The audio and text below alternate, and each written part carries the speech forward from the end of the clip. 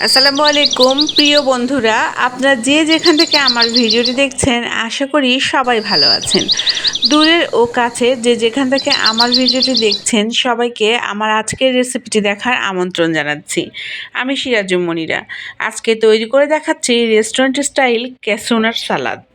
Cashew সালাদ খেতে পছন্দ করে না এরকম মানুষ খুব কমই আছে, আর আমিও এই সালাদটা খেতে অনেক পছন্দ করি। তো সালাদ তৈরির জন্য প্রথমে আমি নিয়ে নিয়েছি একটি শসাটা আমি খুব ভালোভাবে ছিলে নিচ্ছি। আর নিয়েছি গাজর, ক্যাপসিকাম, টমেটো, আরও অনেক কিছু নিয়েছি। আর যেহেতু এটা ক্যাশিউ সালাদ, অবশ্যই তার সাথে ক্যাশিউ লাগবেই, মানে কাজু বাদাম লাগবেই।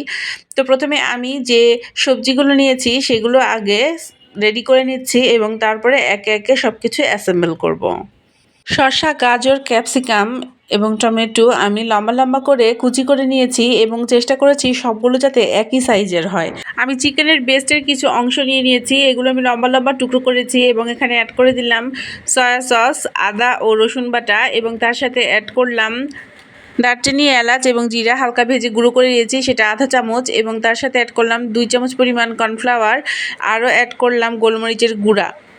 একটু ডেকোরেশন করার জন্য আমি এখানে 3 পিস চিংড়ি মাছও নিয়ে নিয়েছি এবং এটা আমি এই মুরগির যে গোশতগুলো আছে তার সাথে অ্যাড করে দিচ্ছি, একসাথে মাখিয়ে সবগুলো ম্যারিনেশন করে নিব। ক্যাশিউ সালাদের মূল উপকরণ ক্যাশিউ।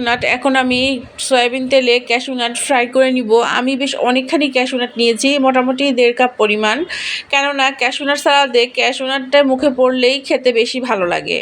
ক্যাশিউ নাটগুলো হালকা বাদামি রং ধারণ করলে আস্তে আস্তে তুলে অন্য একটি পাত্রে রেখে দিব এবং ওই তেলেই আমি যে মুরগিগুলো ম্যারিনেশন করে রেখেছিলাম সেগুলো ভেজে নিব।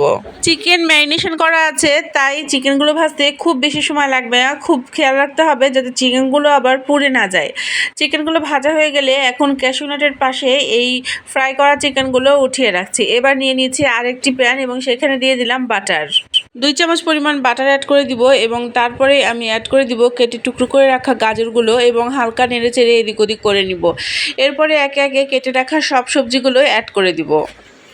এরপরে অ্যাড করে দিচ্ছি ক্যাপসিকাম কুচি এবং তারপরে দিচ্ছি টমেটো কুচি। টমেটো দেওয়ার উদ্দেশ্য এই সালাদটা যাতে একটু মাখো মাখো হয় এবং এই সালাদের টেক্সচারটাও খুব দারুণ হবে।